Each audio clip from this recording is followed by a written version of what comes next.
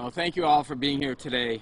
I'd like to begin by introducing the people that are standing behind me. We have representatives from our federal law enforcement partners as well as state and local officials who are part of this initiative that I'm here to announce today. Specifically with me from the New York Field Division of the Bureau of Alcohol, Tobacco, and Firearms, a Special Agent in Charge, John DeVito. We have the Drug Enforcement Administration, Associate Special Agent in Charge, Mike Serio. We have the FBI Buffalo Division Special Agent in Charge, Steve Belongia. The HSI Special Agent in Charge, Kevin Kelly. We have the United States Marshal, Chuck Salina. And then from our state and local side, we have RPD Police Chief Cynthia Harriet Sullivan, Monroe County District Attorney Sandra Dorley, and last but not least, our Monroe County Sheriff Todd Baxter. Like I said, thank you all for being here today. In 2017 and 2018, my first 2 full years as U.S. Attorney, there were 28 murders each year in Rochester. In 2019, that number ticked up to 32. In 2020, it jumped to 52. And so far, in 2021, we're on pace to set an all-time record of more than 70 murders here in the city of Rochester. That's a 150% increase in the number of murders in just 3 years. Moreover, 200 people have been shot so far this year in Rochester in just over a half a year. The increase in the frequency of this violence is only matched by its depravity. Just a few weeks ago today, at this very spot, Genuine Ridgway, a 31-year-old mother of 2, was repeatedly shot and killed in broad daylight as she sat in her car with her 3-year-old and 8-year-old children. The time has come for the good people of Rochester, our everyday citizens, to say enough is enough. We will not tolerate this lawlessness and this wanton violence. The time has come for us to take back our streets and to restore some measure of public safety. Since the most basic and essential function of any government is to protect its citizens, I have decided to mobilize our federal law enforcement resources to pull out all the stops and to do all that we can to assist state and local law enforcement in this effort to reverse this trend in violent crime. In order to accomplish that objective and to help us take back the streets in the city of Rochester, today I'm announcing the creation of a new federal task force. Our new task force has been named the Federal Violence Prevention and Elimination Response Task Force, the VIPER Task Force for short. The VIPER Task Force will seek to accomplish its objective by enhancing the one methodology that research has consistently shown to be proven effective as a method of reducing crime, and that method is proactive policing. In creating this task force, we are seeking to bring about a more proactive and cooperative approach to policing, while at the same time recognizing and being sensitive to the factors which have diminished proactive policing in the last couple of years. In forming this task force, I've received commitment from our partners that I introduced already here today, including the ATF, DEA, HSI, FBI, the U.S. Marshal Service. They will assign significant resources and manpower as part of a 60-day surge to target the worst of the worst in terms of violent offenders in our community. And they will supplement the efforts of the RPD, the Monroe County Sheriff's, and the Monroe County District Attorney's Office, who have also committed to this effort, proactively to remove these violent offenders from our streets. Now, in order to accomplish this objective, the VIPER Task Force will focus on the following.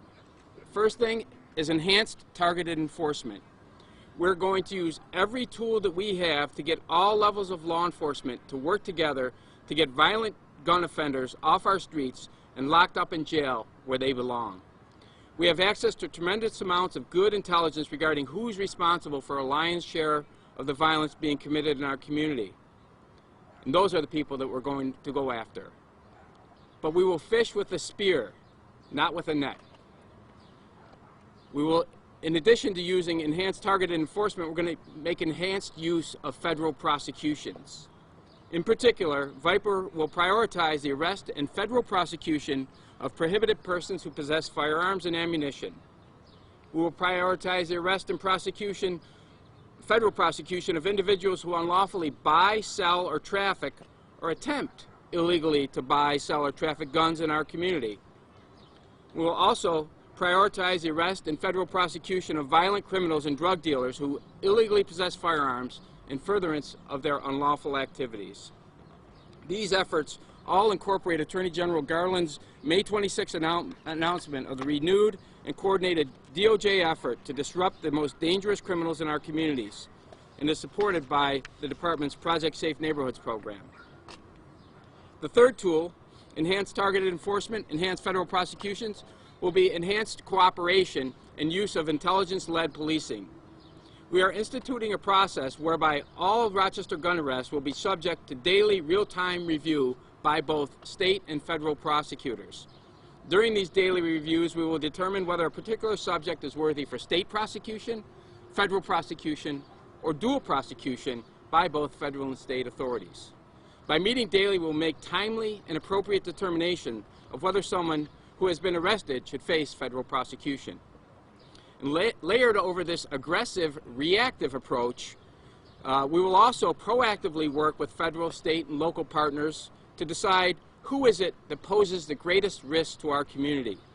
And to answer that question, we will carefully analyze recent shootings, regional data, intelligence information gathered by crime analysts assigned to this task force to prioritize our investigative resources toward the worst offenders, those criminal groups responsible for the violence, hotspots. We'll also seek to identify escalating disputes and to nip them in the bud before they result in violence.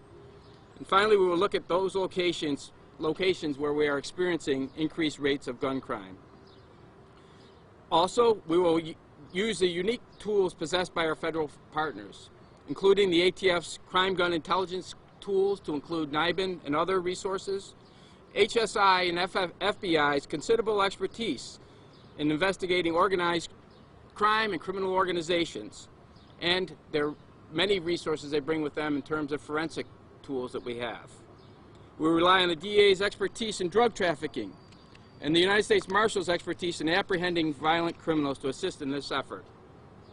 We will work with our state and local partners to arrest fugitives from justice who have active arrest warrants for gun crimes or crimes of violence. There's a number of them out on the streets right now, and one of our first orders of business will be to take them into custody. But it's important to remember that law enforcement cannot solve this problem alone. We need your help. We need the help of the public. The last 18 months have taught us that effective proactive policing cannot take place until and unless the community supports it. And the only way that the community will support it is if they feel that they're being treated fairly, with respect, in accordance with the constitutional rights that each and every one of us share. Therefore, VIPER will also rely on enhanced community engagement. The biggest danger to the lives of those living in our inner city communities is violent crime. The leading cause of death for young black males in this country is homicide. Minority communities are being disparately impacted by this violence. And in order to stop this violence, we need the help of the good and decent citizens living in those communities most impacted by this violence. I don't think it's any coincidence that the increase in violence experienced over the last 18 months or so coincides with this deterioration of police and community relations. My request to our community is that we adjust our collective mindset. The time has come for everyone to stop thinking of us versus them as the community versus the cops, and to start thinking of us versus them as the community and the cops versus violent offenders. It's time to start healing the wounds and the division in our community. While law enforcement has, and not without some justification, been repeatedly called out by the community of late, the community and law enforcement need to begin the healing process. And my expectation is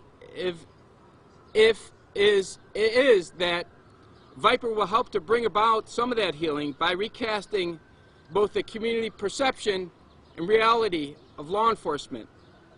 They are community caretakers, not community troublemakers.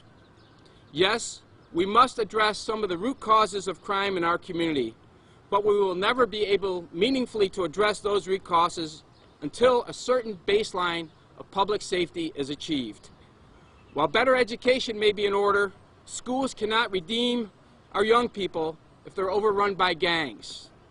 And while more economic opportunities should be available, businesses cannot take root and provide better jobs and more opportunities if our streets are shooting galleries. On the face of the Robert F. Kennedy building, which houses the Maine Department of Justice in D.C., there's a Latin inscription which translates, "Everything is created by law and order." Without law and order, our communities cannot survive, much less prosper. I've been a prosecutor for nearly 3 decades, and in that time I've learned a few things. First, I've learned that people, whether a child, whether a criminal, won't or don't change their behavior until and unless they realize that they will be held accountable for their actions. But it's virtually impossible to hold people accountable in a free society such as ours unless we have the help and the support of the community. For I've also learned that it's unlikely we'll get the help of the community in identifying and removing those violent predators if our criminal justice system is not willing to hold people accountable or to protect those who try to do the right thing and cooperate with law enforcement. Hopefully, the collaborative work between local law enforcement and the enhanced use of federal prosecutions will begin to address those concerns. Likewise, I've learned, especially as a result of what has happened in this community and in communities across the country over the last couple of years, that people in the community will not support the police if they believe that the police are not acting in accordance with the law or in furtherance of the best interest of the communities in which they live. In order to restore the public's faith in law enforcement, we must reinforce the notion that law enforcement's primary and overriding interest is to discharge what is really the primary role, like I already said, of government itself, to protect the public. The good citizens of Rochester, especially those living in our most violent neighborhoods, are entitled to feel safe in their homes and in their neighborhoods. And they should not be forced to live behind bars while criminals are given freedom to roam the streets. Enhanced targeted enforcement, enhanced cooperation, and enhanced community engagement should help us to realize those objectives. And finally, we're also witnessing that the police will tend to be less willing to be proactive if they are constantly vilified, attacked, and blamed for so many of the problems we are facing. Once again, my hope is that enhanced community engagement should begin to promote that healing. Stated simply, the police need community support, and the community needs police support. Indeed, everything does begin with law and order, because without it, as we are currently witnessing, there is only chaos. My expectation is that this new VIPER task force will help to hasten a reset in which all levels of law enforcement, federal, state, and local, and the community will join forces to take back our streets from those violent criminals wreaking havoc on them. And this will be accomplished, as I said, through enhanced targeted enforcement, enhanced use of federal prosecutions, enhanced cooperation in the use of intelligence-led policing, and finally, enhanced community engagement. In the end, we must all work together if we are to achieve this shared objective of restoring public safety to all who live, work, and play in this great city. With that, I'm going to open it up for questions at the end, but I think a few other people would like to speak here, and I'm going to turn it over, I believe, to the police chief at this point. I'm going to be very brief. I think our U.S. Attorney pretty much covered it all. I really just want an opportunity to thank everybody. Our federal partners, our local partners, it's everybody I think would agree that it's really been just a tough year that we've been facing so far. And as you've heard from me in previous comments, that I want our public to feel safe, and I want them to feel free to move about the community. I want to specifically thank the U.S. Attorney and our Monroe County DA, Sandra Dorley, for their willingness to sit down with me and talk about how to best come up with an approach for this problem. I just really can't say enough good things about them. And I also want to thank our local officials, our local elected officials, for standing with us. And also, again, our local law enforcement. You don't see them all here, but often. Okay, you don't see them here, but our local law enforcement, they've stood with us, offered feedback and advice from the different towns and villages, those police chiefs. So I really just want to thank them again for standing with us. And finally, to the community. I just want to reiterate again, as the U.S. Attorney has mentioned as well, that my goal is that our folks target the violent, gun-offending criminals and leave the everyday people who are living their lives out of it wherever possible. And I think if we can stay on task with that, I think we'll be okay. So again, I'll defer to the U.S. Attorney for any questions that they want to facilitate. But I want to thank everybody, and I want to thank all of our partners once again for their willingness to come here today, stand with us, and help us do something about the violence problem in this area. Thanks again. Okay, so I'll open up for questions. What does enhanced community engagement look like? It looks like a number of meetings that have been taking place in the background in the past month or so with community partners. It's identifying, we've brought in to the Rochester community, the DOJ has a entity known as a Community Relations Service, and they come in and facilitate conversations and communications about things like race, about things like that, and by engaging community partners and local law enforcement. That process has been underway for about a month now, and there have been conversations that have been occurring, and they're going to continue to occur. But it's a shared recognition, really, that we're all in this together and that we need to work together.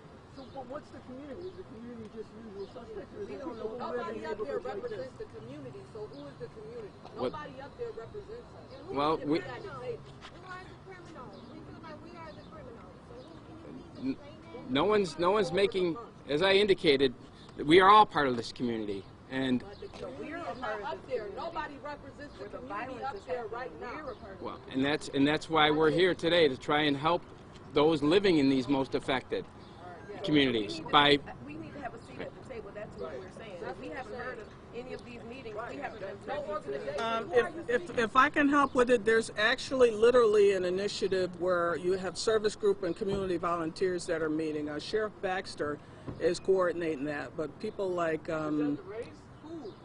no, we can talk offline about that. We can give you some information about that. So, but there's definitely a community group involved. So. We don't talk to the news people. We don't talk to nobody. They Well, run I have down a the question street, they before it run goes All right. along. Okay. What will this look like for the community? Will they notice increased patrols in the neighborhood? Will they notice more warrants being executed? What are you doing? Are you flooding neighborhoods? Will they see federal officers? What will happen? We are using all of our federal resources to identify and apprehend the violent criminals in our community. Who are these violent criminals? Why we don't know who We these don't want to violent be criminals? over-policed. We could be It's right more next police door. Okay. We could be living That's next Thank what you. we're door trying to to these prevent. violent More people. police brutality. Who We are want to be these safe, people? but Okay. we want to prevent over-policing. Why Okay. 60 days? Well, because 60 days, because we're going to hold people's feet to the fire. We're going to see whether we can actually effectuate a change, and I think within that time we will see a significant decrease, hopefully, in the violence because of the principles that we're establishing today and announcing today. And I think that we can reassess it after 60 days and see where we are. And if it have 60 days. does a good job. People are dying And every if day. not, People are dying if there every is day. no change. Well, I believe that there will be a change. I guess we can revisit that in 2 months. How will that be measured? What going into this, what percentage is acceptable for change? And what It will be measured by reducing the number of violent shootings and murders in the city of Rochester, period, end of story. That's how we will measure our success. What about the fact that they put that new law where they can go to jail, the jail, and then they can walk back out? Okay, well that's They're not dealing with the root of the criminals, where they have the chance not to post bail and just walk right out. okay. That's a matter of New York State law. I'm here as part of this They didn't federal think announcement. They really didn't think that through because then you're putting them people right back out in the street. Okay. And you want the community to say, hey, step up. Then you got this person back on, and you don't know whether they're going to do something to your family or whatever. Well, because they really don't care. Okay, well that is part of what the federal law is different than the state law, ma'am. The federal law is different than the state law, and we don't have the same. They should do something about it. No, we don't have, but we have an ability to seek to detain people that we arrest for violent crimes. And that's why we're making enhanced use of these federal statutes and federal prosecutions so that we can try to break that cycle of people being arrested and rearrested and released and rearrested. We get them arrested and we want to hold them. So you're doing an end run around the state, basically. This is not an end run. This is enforcing the federal law. It's discharging the oath that all of us took as law enforcement professionals to uphold federal law. This isn't an end run on anybody. This is using federal law to accomplish and address an issue in our community. Do you see more of these federal prosecutions? Do you see more of these federal prosecutions using? I'm sorry. One at a time. Federal agents will be here. What will their roles be? Will they be seen in the community? Will they be marked? Will people be able to come up and talk to them? Like, what is it going to look like for people who live here? Well, they will. I mean, yes, there are going to be federal agents focused on the most violent criminals, and I would expect that what you'll see is you'll see those people start getting arrested and being removed from the streets. But the question was, will we be able to establish relationships with the law enforcement that's keeping our community safe? Will we be able to establish those relationships? Because at the end of the day, absolutely. That's why we're here today, and that's why we're here. That's why we're here today, and that's why, as state and local law enforcement officials and federal law enforcement officials, we're here today because we recognize the need for that relationship, and we're on the same page. Of this community, that's why I'm here today, because I want you to know that I do care. I know you do, and that's why we're here too, because we all care. Well, I'm saying I know we all care, but I'm the just perspective though. Yeah.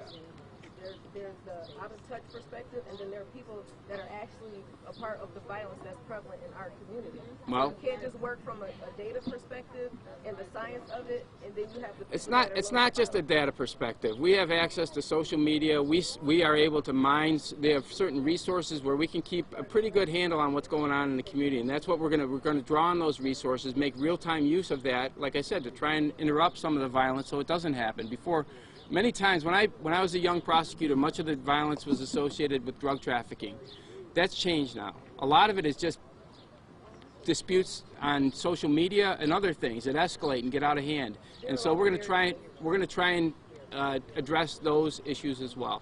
What I'm saying is, that without dealing with the root causes of what's going on, the arrest and conviction cycle will continue, and we won't ever really see the relief or the reduction that you're speaking of. But we can't deal with the root causes until there's a level of public safety in our community. There has to be a baseline level of public safety in our community before, and I'm not disputing what your discussion of root causes, but we're law enforcement. We need to provide a baseline of public safety so that the policymakers and everybody else can do their job to implement those root causes or address those root causes That's why of what you community speak. partners are vital to what you're doing, because we can bring those added pieces to the puzzle that will assist with law enforcement. And I think I said that. So you said in my you have the comments. data now, right? I don't know what data is. You said you have the technology, the intelligence to be able to address the not the root cause, but to be able to go after the individuals that are doing this.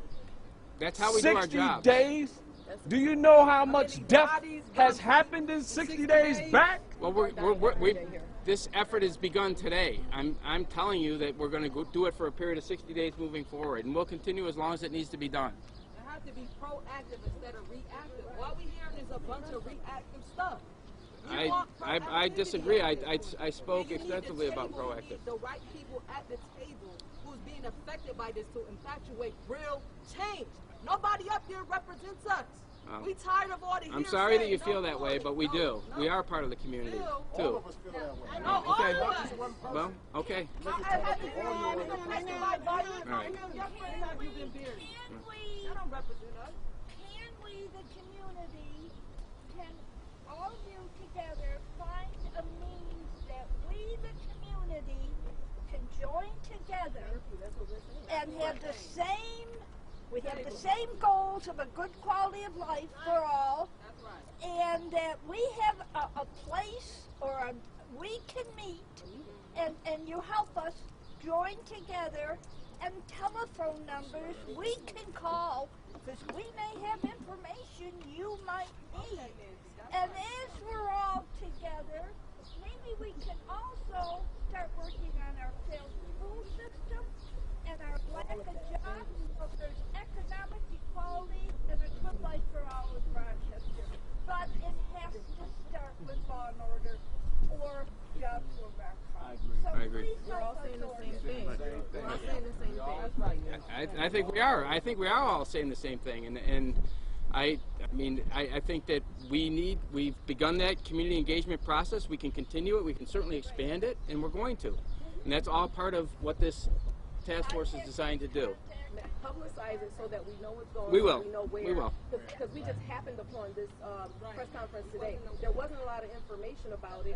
We didn't really get a location, but we just happened upon it. So if there was something in place 30 days ago, we shouldn't have had to search out as to where the meeting was going to be or that one was being had in the first place. Right. I think the issue is we are the community. We should have been informed. This is the small things that I'm speaking of. Right. If you all truly represent this community, why wasn't we all informed of this? We had to literally find out. Little small. Well, we're announcing the initiative today. Communication is key, sir. Yeah. Communication is key. If you all really say you represent all of us out here, we all should be notified as a community, sir. All right. I got a question. All, Yes. everyone, The together we individuals can. that you all are planning to go after, which you have labeled criminals, right? And I'm not here to argue that. Okay. Because it's clear that we have an issue in our community with the availability of illegal weapons. My question, though, that I didn't hear from you, is these illegal weapons, once these individuals are apprehended, what happens to those illegal weapons? Will we get a trace? Will the community be informed as to where these illegal weapons are coming from once you have apprehended? Because you got tobacco and arms up there, right? Right. So And that he can address, and that's certainly part of our strategy. And when we arrest somebody and seize a firearm, we run a trace on it. Why hasn't was that not a part of the presentation?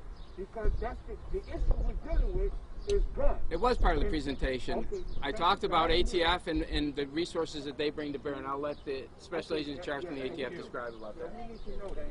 I'm happy to discuss that. Could you spell your name first? DEVITO.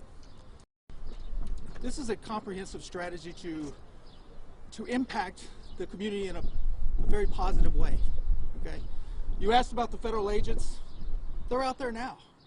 Okay, your communities are swarmed by ATF, DEA, FBI, HSI agents on a daily basis, out there risking their lives for you. This is our community too. Okay, we're doing our very best. You ask about 60 days. This is a constantly evolving process for us.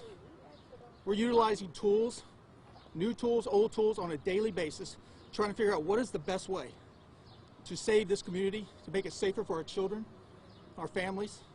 We live in these communities too, okay? These are our homes, okay? The guns that you're talking about, guns are a never-ending issue when it comes to violent gun crime in this country, okay? We're doing everything within our power to address that issue on a daily basis. We're bringing every tool, every partnership to bear against that issue, okay? But it's like literally trying to bail out the boat with a spaghetti sieve, okay? We have to fill those holes. We need the community interaction. We need you to help us.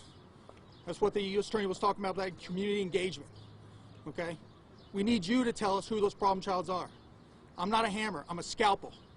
My job is to get in there, cut that cancerous tumor out of that healthy tissue to make it safe for that healthy tissue to survive, okay? I'm going after that tumor. My team is going after that tumor. My partners are going after that tumor. We're going to do this to the best of our ability. Those guns, we're going to find out where they came from. I have 3 priorities as an ATF special agent. Okay? Number 1, who's pulling the trigger on a daily basis and terrorizing our communities? Who? Who are those convicted felons that are walking around with the gun, waiting to become the number 1 guy pulling the trigger? Okay? 3, how are 1 and 2 getting the guns in these communities? Okay? I fail at that job every single day because I can't win a battle of attrition. I need your help to help us win that. Okay? More than happy to set up a line of communication between the task force and community leaders to feed us information, to get information back. We rely on that. Okay? That's how we succeed as a team. We want to get to the So root the problem. It's not baseline, about feeding you as the information. U.S. Attorney said, the baseline is to establish that, right? So the intelligence, so you guys are telling us that you don't have no intelligence in terms of who these individuals are and where these guns are coming from? So I have, not in the least, sir. Not in the least, sir. We have tons of intelligence. So we're not here for intel. We're here to tell you the systemic problems that exist, which lead to people committing crimes in the black and brown community. That's what we're here for. We're not here to say Johnny did it or Susie has a gun, because we don't know. We don't know who these people are. There are a group of people who are passing guns around, selling them, getting them. Yes, ma'am.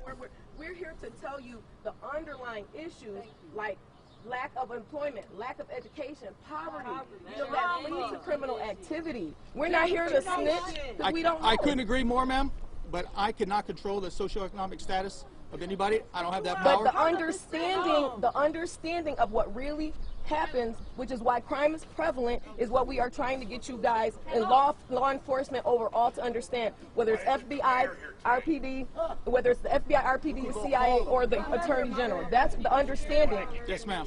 That's what I'm trying to get you to understand. You're third in the queue, sir. Wait till they're done speaking. You knew that before I told you that. We talked before. Go ahead, ma'am. My thing is this. I am interested in the youth.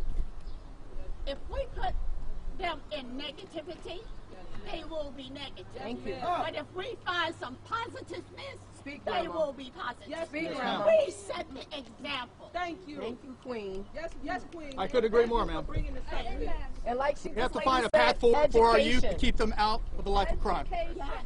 Now, That's how we all succeed. to the question on where the guns are coming from, Yes, I ma'am. know the tiered amendment, oftentimes that's why it does not get the information out to the public in terms of, that's normally kept within law enforcement, correct? What you're speaking about is the T-Hart Amendment, ma'am, which basically prohibits the use of trace information for anything other than law enforcement purposes, investigative So purposes. that's why that information is not going out to the public? Well, actually, trace data is available on the ATF website. General information about the number of firearms being recovered and stuff like that. Actual trace information is only utilized in furtherance of a criminal investigation, which we rely on a daily basis. Right. Yes, ma'am. Y'all like to get net offices they used to have in the city. They used to have the net offices that were in the neighborhood. They got them. And why do have the I think they're still available to you on a daily basis, ma'am. my neighborhood, I see a pizza joint in that building, but they used to have that where people would come to the office and stuff, but they don't have that anymore. I'm sure Rochester PD is there available to you anytime you need them. Realistic. They have a lot of negativity, not with any positiveness. You understand? We set the goal for our youth. If we set a positive goal, they will be positive. If all they see is negativity, what do you expect? Thank you. Yes, We gotta show them love, understanding, being placed in our community. and you know, Fundamental things being removed and guns and drugs there's being placed in one our thing community. that we are forgetting Like the here. 80s crack We talk addiction about epidemic black, that white, led to a blue, lot of green. I'm not interested in no color. You know what? When God comes, he's coming for two. The righteous, he says, separating the righteous from the unrighteous. So there's not going to be no in-between. So we got to show love, L-O-V-E. Not talking, but showing. That's right. All right. That's elderly. That's men. I totally agree, ma'am. You're absolutely right. That's all we say. Y'all understand? Do y'all understand that? Do you understand that message, Chief? We looking for you. Chief, No. Yes. Hear me out though. This part here is only about trying to deal with the gun violence. Hang on, hear me out. I agree with you. We also have pieces that are coming with services too to get at the causes, just like you said. And so when we were all talking amongst each other, the sheriff included, our approach and feeling was always that this is just one piece. The others parts, like you said, we have to deal with as well. We have to. It is. I agree with you. I'll reiterate again, when I left here the first time, that's where I spent my time, because I didn't want to be involved in just making arrests. I wanted to get at the root causes, the disparity in the justice system, and now you see why. Because if you don't deal with that, it doesn't solve the problem, right? And would y'all all agree that if police were the answer, we wouldn't have this issue right now, right? So I'm with you on that. So, and I'm gonna put you to work too. All right. We've been working. We co-respond when there are shootings and there are incidents. We co-respond with the police. We watch the scanner. We look at Rochester crime alerts, and we are there with our PD. Okay, good. Consoling families, trying to get information, trying to see what we can do. We need to stop the violence on the corner of Genesee and Sawyer. Okay, well, let me close with this, folks. I appreciate all the input from the community today, and we will organize a meeting that we will publicly advise, an open meeting, and invite members of the public to that meeting. We will do that. We'll follow that up with this. What's that? We'll get out and through the media. Email us to get all of that. Through the media. How are you going to do that? Be specific. Yeah, we can. My press person, Barbara Burns. Where's Barbara? She's right there in the black. Tell Barbara stop. Yeah, Barbara. Yeah, Barbara can get everybody's information, and we'll be sure to include you. But I think the point though to remember is that yes, can we solve every problem with this? No. But what we're trying to do is establish a baseline of public safety so that everybody feels safe. Because if you don't feel safe where you live, work, and play, then you have nothing. So we need to. That's what we're going to try and address, and that's our objective here today. And I think that this VIPER task force will allow us to move in that direction by mobilizing all the resources that we have. The name, I like the name. they can't say I'm impressed by the name because that doesn't. I mean, we get it, but you know. Is it an acronym? It's an acronym. Okay. All right. Can you really quick before you go? Sure. Obviously, this is an issue that is surrounding. Right. You have a Buffalo press conference tomorrow. Can we get some Rochester questions in, please? Absolutely, after I asked this question, as I was already in the middle of asking it. So anyway, this is happening all across the state to the point where the governor had to put in a state of emergency yesterday. How can something like VIPER, a task force that is obviously being announced here in Rochester, how will that impact other municipalities? Well, I'm as a U.S. Attorney for the Western District of New York, I cover the 17 westernmost counties. The communities most impacted by violence in my area of responsibility are Buffalo and Rochester. We're standing up a similar task force tomorrow. We'll be announcing it in Buffalo. The objectives are exactly the same, to try and establish a baseline of public safety so that some of these other concerns and root causes, if you will, that we've referred to can be addressed. It all begins with everything flows from law and order, and so this is an attempt to establish some measure of law and order within our community so that the other till the soil, so to speak, so that the flowers can grow. Do you expect that we'll see some conspiracy-related prosecutions, invoking the Hobbs Act or something like that? Well, certainly we'll use every tool that we have available. There's a number of federal statutes. I described some of the gun statutes that we have, but we also have, we prosecute, and we continue to prosecute them on a daily basis. Gun traffickers, people that are bringing guns into our community when we can identify them. and we seize those guns. We prosecute the individuals that do that. We had a big case here where a number of guns were stolen from a local FFL, and we recovered a number of those guns and prosecuted the individuals that burglarized that FFL and stole the guns. So it's something that it's on our radar every day. We'll use every statute. We're creative in how we go about doing it, whether it's through a Hobbs Act or any other. And it may be, we use other statutes that we have available where we have, we know that people are engaged in violence, may not be able to prove that actual crime, but we know that they're engaged in other criminal activity that we can prosecute them. We'll use those statutes as well. Quick question.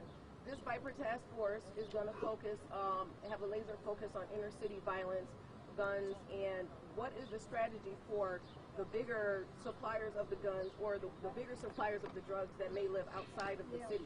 Well, they're not mutually exclusive, and that's part of what we're doing. Obviously, when you arrest people, as the ATF special agent in charge described, you find the guns, and then through the tracing system, we're able to determine from where those guns came, and then we continue to work it, that direction as well. It's not an either-or proposition. It's part of the whole trying to treat the whole problem. And so that's something that we're always looking at. I mean, and to be honest with you, federally, we're sort of the in the best position to be able to reach across state lines. That we know that that's where these guns, many of these guns are coming from, these crime guns. But no one knows for sure how many guns there are in the United States. But the best estimates I've read are over 350 million, maybe 400 million. That's a gun for every man, woman, and child in our country. And if we were even to ban all guns last. They're made of metal. They're not going to go away. 50 years from now, we'll still have probably 350 million guns in our country. So the answer, we try and do our best to interdict those guns that end up in the hands of the wrong people. But what we're trying to do is trying to take those individuals who will use a gun for illegal purpose and prevent them from doing that. Did you expect this kind of pushback today? When you came to make this announcement, it sounded like you had a script, you wanted to stick to the script. Did you expect this, and what's your reaction? No, well, people passionate about wanting to be the community? This is healthy. This is exactly the sort of dialogue that needs to take place. And whether I expected it or not doesn't really matter. What I'm happy for is that there are people that care and people that want to try and help the community. And that's all these people are trying to do. And I appreciate that. And we want to give them a voice so that they can be heard, because we have the authority to act upon the information that they can provide us. And that's why I think it's such an important part of this task force model that we're pushing forth today, is the ability to use that information, use that intelligence, use our eyes and ears, and so use them to help us help them.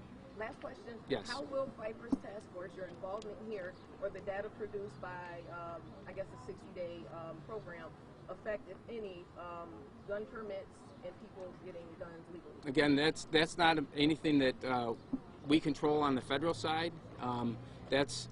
We control prohibited. We prosecute prohibited people that possess guns. We prosecute people that have gun crimes. I can't. It's not. I don't have any authority there. In order to be can we get a pad and pencil and also sure we can. Barb already has it. She's a step ahead of you. She's good. In order to be successful, we have to show genuine love. Yes, ma'am. Yeah. Understanding. You don't take me and slam me in the corner and expect for me to do what you want me to do. No. You give me some love and some understanding and listen to me. You'd be surprised. No, the power of love is an incredible thing, and I think everybody that's standing up here, myself included, and standing behind me, we're doing this because we love the people in our community. We're not doing it because we want to go arrest and hurt people. No, I know, but I agree with you. And love is the answer. I mean, we've heard that. The word of God said, with love and kindness have I drawn thee. Right. So if you show love, you got to show that kindness and understanding. And if everybody showed love, we wouldn't have to be standing here today. Yeah. Right. Well, we have to show it. Right. So, exactly. We have to show it, not talk about guns. Yes. But what about the bullets that goes into those guns? Have you looked at the manufacturers that are selling these bullets? Sure. To these communities. I mean, how? So under federal law, well, first of all, every bullet that we recover, whether it's a shell casing or otherwise, we trace as part of the ATF's work. But under federal law, essentially, firearms and ammunition are treated the same way. If you're a felon, you're prohibited from possessing not only a firearm but any ammunition. We prosecute people for possessing bullets, felons for possessing bullets. And again, it's you know, the reason we do that isn't because we're out to get anybody, but it's because we know that those are the individuals that are committing crimes with these guns. Even if we can't get the gun itself, if they have a bullet, we can prosecute them. We do. Anything else? Thank you. From the chief and district attorney, just to talk about again going out into the community and how you're going to reach into the neighborhood. Not just the community-based organizations, and not just the usual suspects that always have the quote-unquote seat at the table, but how